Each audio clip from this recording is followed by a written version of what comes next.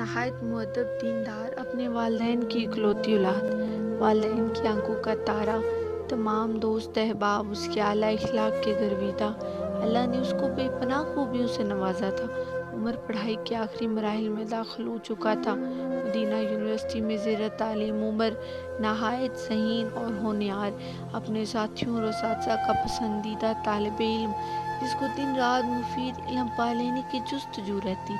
बाबा और अम्मी जान की हर फ़ोन कॉल पे एक ही रट होती, बेटा अपना घर बसा ले, निकाह कर ले, तेरा दीन मुकम्मल हो जाएगा इंशाल्लाह। हमारी ज़िंदगी का कोई भरोसा नहीं है, न जाने कब ज़िंदगी की बाजी हार जाएं। हम चाहते हैं तेरे लिए अपने हाथों से दीनदार नेक लड़की ब्याह कर लाएं, जो तेरी दीन और दुनिया का कुल सरमाया होगी, तेरी आने वाली नस्ल को परवान चढ़ाएगी इंशाल्लाह। उमर जो नहायत अदब से वालिदैन की नसीहतों को सुन रहा था, आखिरकार उसको त्योहार डालने पड़ गए। लंबी सांस लेकर बोला, ठीक है बाबा जान, जैसे आपकी ख्वाहिश है, मैं खुश हूँ, लेकिन मैं सिर्फ 2 हफ्ते की छुट्टी के लिए आ सकता हूँ।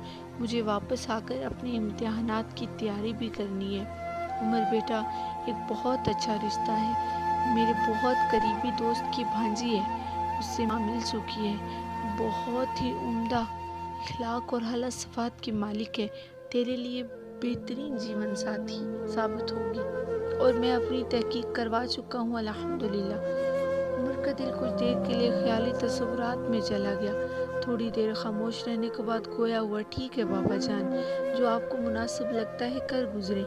मुझे पूरा यकीन है आपका ये फैसला खैर से खाली नहीं होगा। आपने हमेशा मेरी बेहतरीन रहनुमाई की है और मुझे आपकी पसंद पे कोई एतराज़ नहीं है। बेटा तूने मेरा मान रख लिया, मुझे तुमसे यही उम्मीद थी।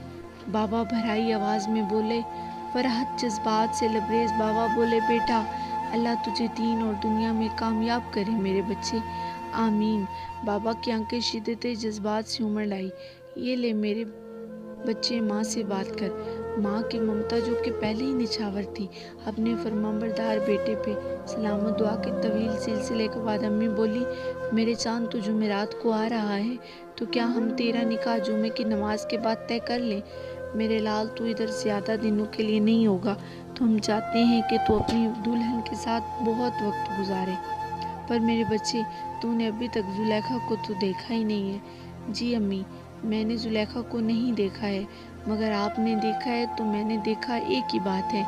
मुझे आप दोनों पर मुकम्मल भरोसा है, मेरी तरफ से आप दोनों को मुकम्मल इख्तियार है, आप मेरे फैसले को पाया तकमील तक पहुँचाए इंशाअल्लाह। यकदम उमर के दिल में जागसी नरम गोशे ने अंगड़ाई ली। जुलेखा उसकी होने वाली जीवन साथी, जिसको ना कभी उसने देखा न सुना, लेकिन फिर भी दिल उसके सोचने को मजबूर था। जो वक़्त गुजर रहा था, उमर की दुआओं में दिन ब दिन इजाफा होने लगा। सोचा घर जाने से कबल उम्रे की अदायगी कर ली जाए। अल्लाह के घर उमर ने अपने होने वाली जीवन साथी के लिए हाथ फैला दिए, तकवा और खैर बरकत की दुआएं मांगी, चूँकि ये ज़िंदगी उसका एक अहम फैसला था। दिल में सुन्नत की तड़प और लगाव ने उसकी शख्सियत को 4 चांद लगा दिए थे। मर्दाना वजाहत का मुंह बोला सबूत, 6 फीट का कद, कुशादा सीना, सुर्ख व सफ़ेद उम्र, चेहरे पे सुन्नत सजाए किसी भी लिहाज से कम न था। मोतियों जैसे दांत जो कसरत मिसवाक से और दमकते थे, खूबसूरत रोशन आंखें और कुशादा पेशानी किसी भी दीनदार दोशीज़ा के लिए एक अजीम नेमत से कम न थी। पाकिस्तान आमद पर वालिदैन की खुशी देनी थी, हर तरफ खुशियों का समा था। निकाह की तमाम तैयारियां मुकम्मल हो चुकी थी। बाबा जान ने सुबह रवानगी के इंतजामात से आगाह किया। रावलपिंडी से जेहलम 2 से 2.5 घंटे का सफ़र है और हम सीधा मस्जिद जाएंगे, नमाज जुमा की अदायगी और फिर निकाह इंशाअल्लाह। उमर ने दिल में जुलेखा के दीदार की एक बार शिद्दत से अंगड़ाई ली। अनदेखी जानी जुलेखा उसकी ज़िंदगी का हिस्सा बनने जा रही थी। वो वक़्त भी आन पहुँचा। दुआया कलमात और मुबारकबाद की पुरजोश आवाज़ें बुलंद होने लगी। छुआरे और मिठाइयों का दौरा दौरा चलने लगा। फ़िज़ा में मुसरत बड़े कह के बुलंद होने के साथ ही तय पाया कि रुखसती नमाज असर के फ़ौरन बाद होगी। चंद करीबी लोगों की बारात रुखसती के लिए परतोल रही थी। کہ سر سے پاؤں تک ڈھکی زلیخا کو امی نے اپنے پہلو میں بٹھایا۔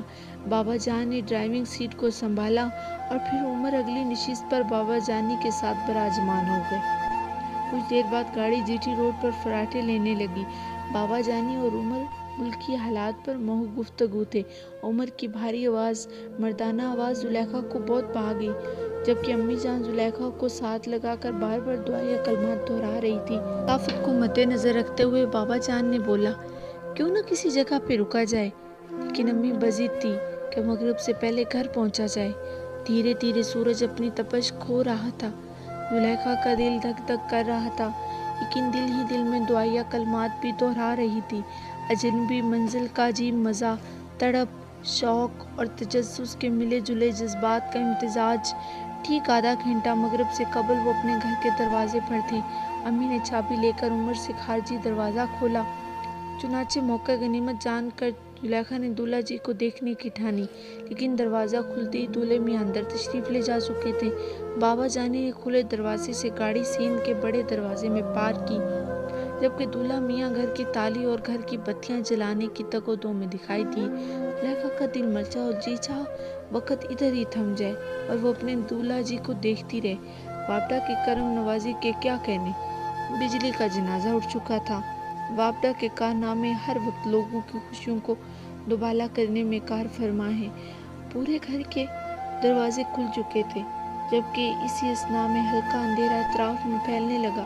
امی نے آواز لگائی، عمر موبائل کی بیٹری لے آؤ اور دلہن اور سامان کو کمرے تک لے چلیں، آپ کے بابا تو واش روم جا چکے ہیں۔ جی امی آیا، عمر کی مؤدب آواز گونجی۔ بیٹی زلیخا کو اندر لے چلو، میں تمہارے بابا کے ساتھ سامان نکالتی ہوں۔ نہیں امی میں کرتا ہوں، آپ جائیں۔ ارے نہیں بیٹا، دلہن لمبے سفر سے آئی ہے، اس کو کمرے میں لے چلو۔ عمر نے اپنے دایاں ہاتھ آگے بڑھاتے ہوئے کہا، آ جائیں، میں آپ کو اندر لے چلوں۔ زلیخا کا دل اچھل رہا تھا۔ خوشی کا کوئی ٹھکانہ نہیں تھا کہ دیندار، خوبصورت اور خوبصیرت شخص اس کی زندگی کا ہم سفر بنا۔ دل میں بسم اللہ بول کر اس نے اپنے دستانے والا ہاتھ آگے بڑھا دیا۔ ایسے لگ رہا تھا جیسے کوئی خواب ہو، زلیخا نے دل ہی دل میں سوچا۔ چند لمحوں میں وہ اپنے کمرے میں آن پہنچے۔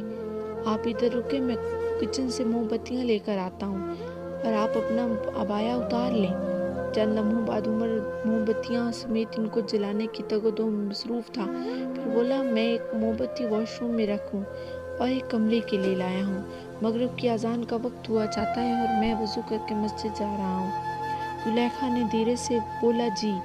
دستانے اور برقع اتار ہی رہا تھا کہ واش روم سے باہر نکلا۔ اچانک اس کی نظر مرمری ہاتھوں پہ پڑی، بہت پتلے اور نازک ہاتھ، لیکن رنگت کا اندازہ کرنے سے قاصر تھا۔